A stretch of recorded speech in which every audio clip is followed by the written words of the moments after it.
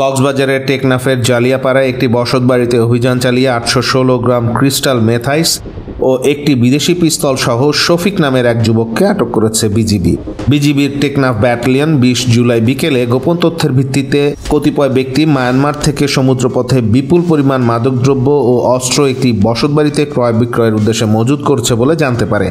পরবর্তীতে বিজিবির নিজস্ব গোয়েন্দা তথ্যটি যাচাই বাছাই করে নিশ্চিত করেন যে জালিয়াপাড়া এলাকার জনৈক করিমের বসতবাড়িতে গোপনে মাদক ও অস্ত্রের লেনদেনের প্রস্তুতি চলছে। তাৎক্ষণিকভাবে টেকনাফ ব্যাটালিয়নের অধিনায়ক লেফটেন্যান্ট কর্নেল আশিকুর রহমানের নেতৃত্বে চোরাকারবারিদের ধরতে জালিয়াপাড়া এলাকায় অভিযানে চারদিক ঘিরে তল্লাশি চালানো হয়। বিজিবি সদস্যদের উপস্থিতি টের পেয়ে বাড়ির মালিক করিম সহ অন্যান্যরা দৌড়ে পালিয়ে যাওয়ার সময় আসামিকে আটক করতে সমর্থ হন। এ সময় অপর দুজন পালিয়ে যায়।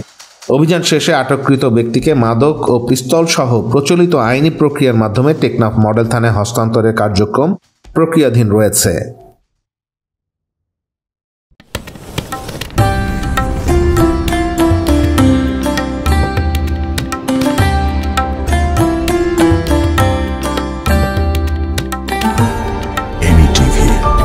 স্বাধীন বাংলার স্বাধীন কণ্ঠ।